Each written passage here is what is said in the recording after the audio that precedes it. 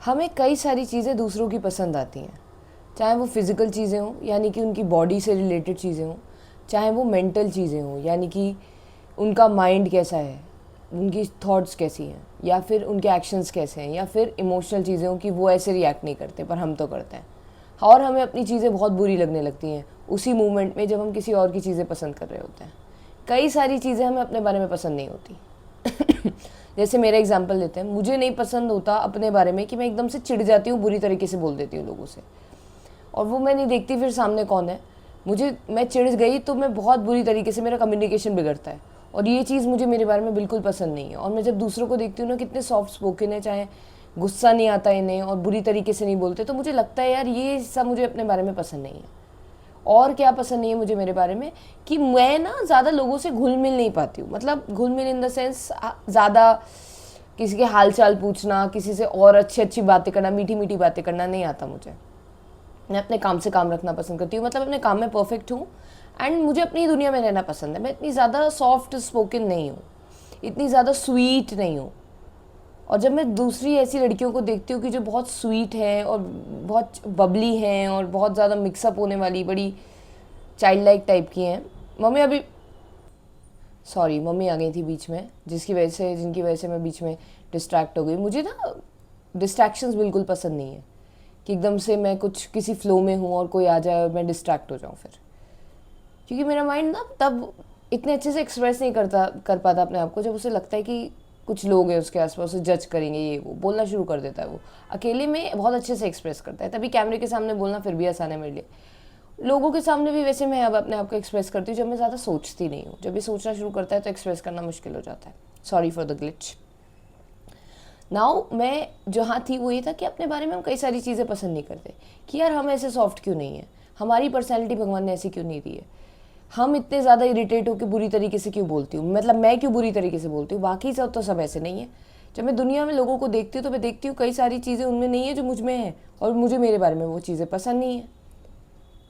लेकिन यार असलियत ये है कि हमें ऐसा ही बनाया है कुदरत ने, भगवान ने हमारी जो पर्सनैलिटी बनाई है वो ऐसी ही बनाई है।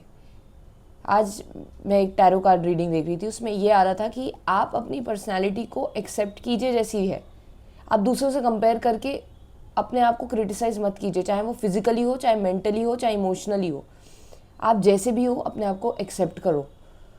अगर आप चिढ़ जाते हो दैट्स फाइन, अपनी वो पर्सनैलिटी एक्सेप्ट करना सीखो, तभी वो फ्लरिश करेगी। वरना हमेशा अपने आप से झगड़ते रहो, अपने आप से झगड़ते रहोगे आप अपने आप को फिजिकली ना। एक जजमेंटल पर्सनैलिटी आपके अंदर जो आप ही की बुराई करती है, आपको उस पर्सनैलिटी को अपनाना पड़ेगा, एक्सेप्ट करना पड़ेगा कि कोई बात नहीं, इट्स ओके, एक्सेप्ट करना पड़ेगा। सेल्फ क्रिटिसाइजिंग थॉट सारे कई बार कंपेयर करता है अपना मन, ये आप शायद एडमिट करें या ना करें, हर किसी का मन दूसरे से कंपेयर ज़रूर करता है अपने आप को, कि यार इसकी तो फिजिकली ये चीज़ अच्छी है, इसकी तो ये मेंटल ये चीज़ अच्छी है, इसकी तो इमोशनल ये चीज़ अच्छी है, मेरी अंदर नहीं है। अपने आप को ही हम नीचा गिरा रहे हैं, हम सेल्फ क्रिटिसिज्म कर रहे हैं, हम अपने आप की ही बुराई कर रहे हैं, जिसकी वजह से हमारा कॉन्फिडेंस, हम अपना साथ नहीं दे रहे हैं, क्योंकि हम अपने आप को ही जज कर रहे हैं। अपनी ही पर्सनैलिटी को, physical personality, mental personality, emotional personality, उसे ही क्रिटिसाइज कर रहे हैं, उसे जज कर रहे हैं और उसे नीचे गिरा रहे हैं। कैसे उठेंगे हम ऊपर, कैसे उठेंगे हम उस ऊपर? हमें उस पर्सनैलिटी को जो जज करती है, जो अपने आप को ही बुरा कह रही है, उसे एक्सेप्ट करना पड़ेगा, सीखना पड़ेगा कि उसे कैसे एक्सेप्ट करता है। और जब हम उसे एक्सेप्ट कर लेंगे तब हम शांत हो पाएंगे, तब हम अपना साथ दे पाएंगे।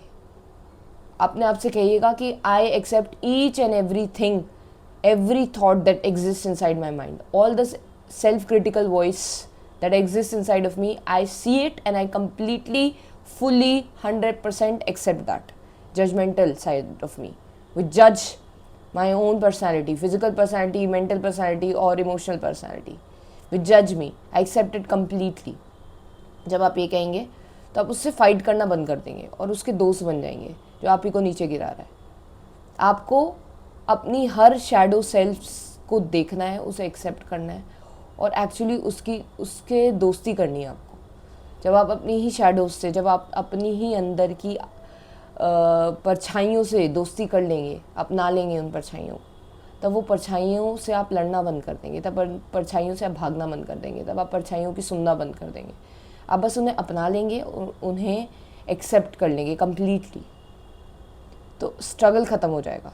तो आप अलग और ये सब चीज़ें अलग, आप पर इन सब चीज़ों का कोई असर नहीं होगा। बस इन्हें अपना लीजिए। ये बस चाह रहे हैं कि आप इन्हें एक्नॉलेज करें, इन्हें अपनाएं।